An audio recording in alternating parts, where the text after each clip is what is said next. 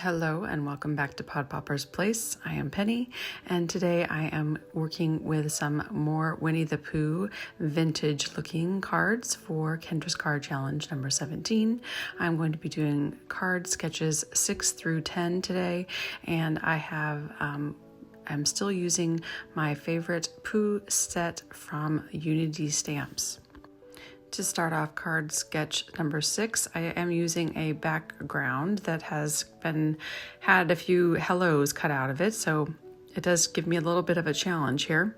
And then I also am using one of the large frames from my frame die, and because it was just white, I decided to ink it up with a bunch of the same vintage photo ink along with a little bit of black just to darken up the edges. And as I lay my pieces down, you can see I've got quite a bit of paper area that's not there. And so as I put this together, I'm just going to have to figure out how I'm going to cover up those holes that are going to end up showing in my background. This obviously is a challenge if you like to cut the centers out of backgrounds like I do. But it's not a difficult one to get past on this one. So once I get all of the pieces down for card sketch number 6, I have that little bit of a hole showing. So I just take a black strip of scrap paper and tuck that in there and glue it down. And then my hole is gone and I'm good to keep moving forward with my card sketch. I have continued to use the vintage ink, vintage photo ink, to give all of my paper a nice dusting of that so that they all match, and especially any things that was white. And here I'm going to be using a star die that is kind of like that old shaped star where it's not quite pointed. It's kind of got that vintage feel to it. And I actually used the cover of the paper pad to cut those out of a little bit of a strip of paper from the very front. So I don't know if you've ever done that, but I've done it a few times with this set that I've done with the Winnie the Pooh. I pull out these brads again so that I can use them on the front. I have 3 stars from the paper pieces, and now I'm going to add 3 more stars with the brads in random places on the little square here. And I really like how this turned out. I think it looks very antique-like and just kind of a fun little thing to add to the center. Once I have this centerpiece glued down, this finishes up card sketch number 6. And for card sketch number 7, I'm going to be using some scraps again. This is a scrap from one of the earlier cards I made of number 1 through 5. And I'm just adding some of the vintage photo ink to that, and I'm going to use that as my final back layer. And then I'm also using another scrap piece for my second layer because all of the top pieces will hide those holes again. Because I'm using a leftover half circle from a previous card, I am, and it is gray, which doesn't really match the whole kind of vintagey theme here. I am adding a little bit of black to that gray to kind of tie those in, and adding the black to the other pieces as well, just to kind of get them all the same kind of soot kind of antique feel to them. I lay out my pieces that are my Pooh cardstock and glue or tape those together on the back before laying down all my other pieces. And once again, I am adding that vintage look to my little Pooh. I have cut congrats out of a die with 2 different papers. One is the kind of patterned paper. It's a little bit thinner, and then gave it some of that distressing antique feel as well, before adding it to a back layer in black, just so that it stands out and is a little bit sturdier on the card. If you haven't yet joined Kendra's card challenge, this is March and it is the last month for this particular set of sketch challenges, and we will be starting a new challenge in April.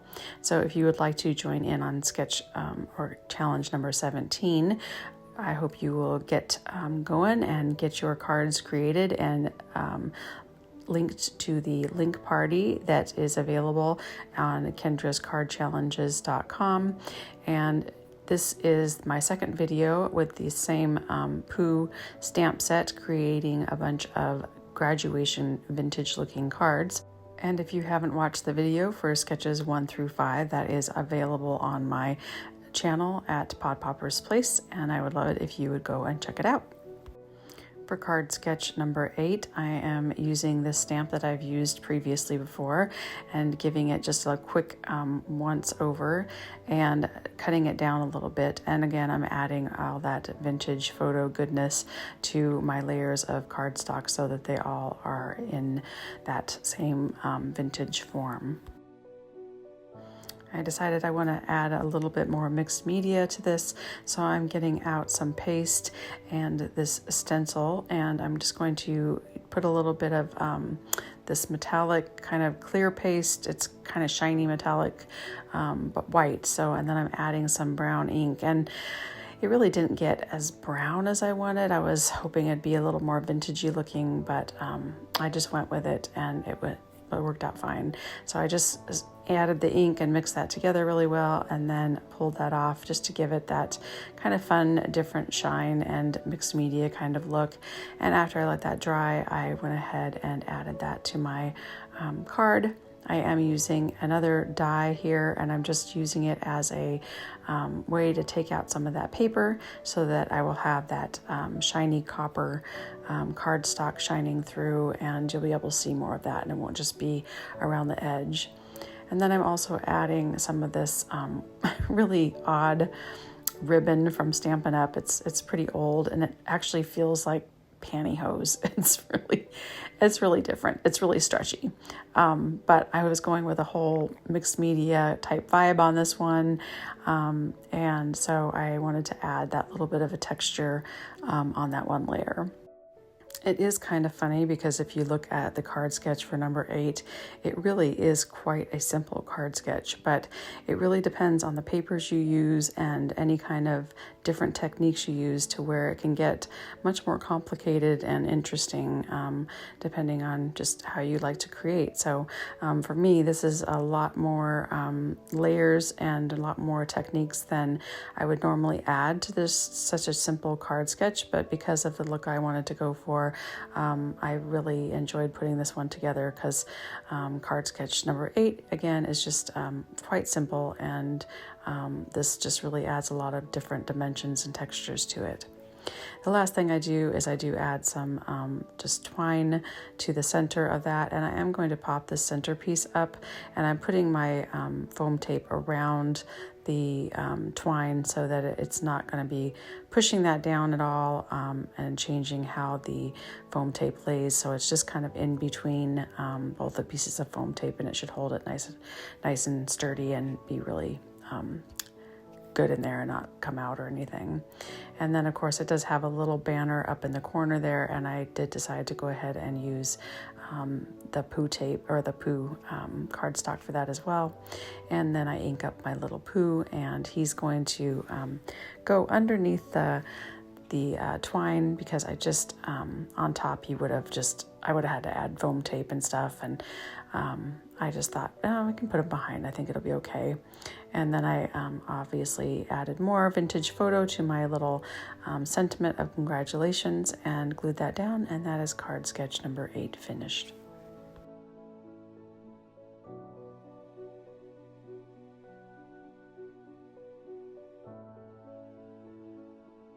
For card sketch number 9, I'm going to actually do it the way it calls for in the sketch. I'm not going to turn it horizontally or anything. It does call for a layered of embossed background, and so I used this cross stitch kind of pattern one. Didn't have anything that I wanted to use that looked really antique-like, but I thought this would just give it a nice texture, and I did spray that just so that it would not bend too much, and then it would just give a really nice impression on there. And I do have to put some weight on that to keep it glued down, because with the texture up from the embossing folder, it just sometimes the glue doesn't stick very well, and I want to give it some time to dry.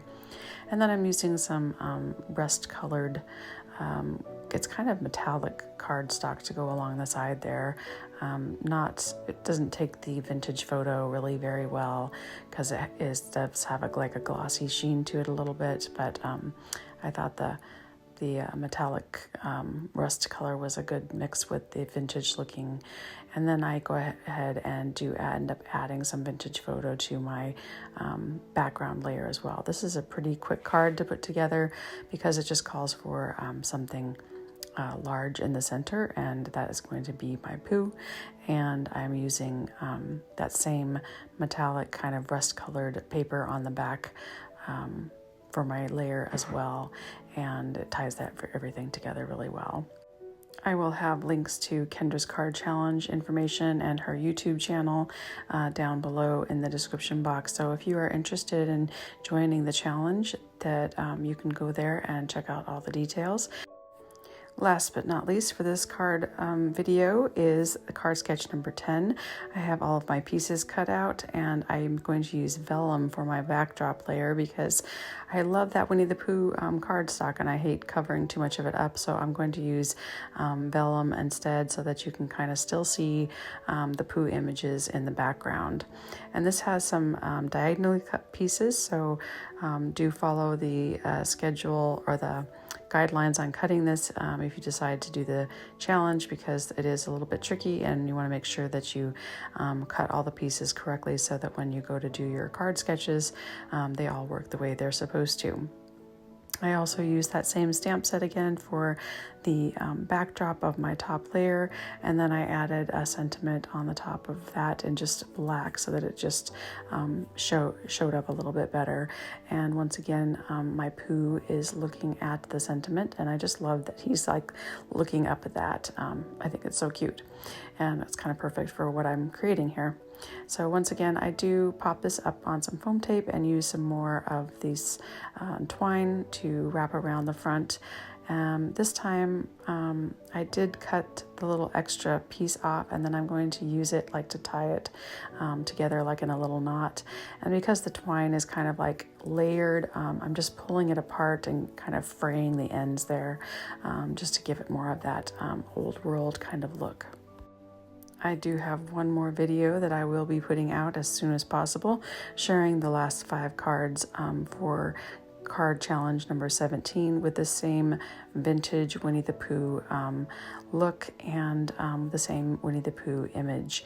And I really appreciate you being here and watching the video, and I would love it if you would give it a thumbs up or decide to hit that subscribe button and come back again really soon. It would just make my day. And I do have other videos if you're interested.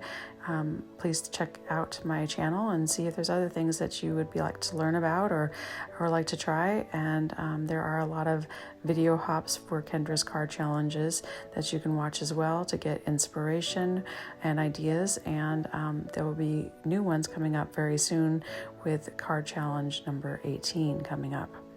The last thing I do for this card is add the 3 little sequins at the top of the card that it calls for.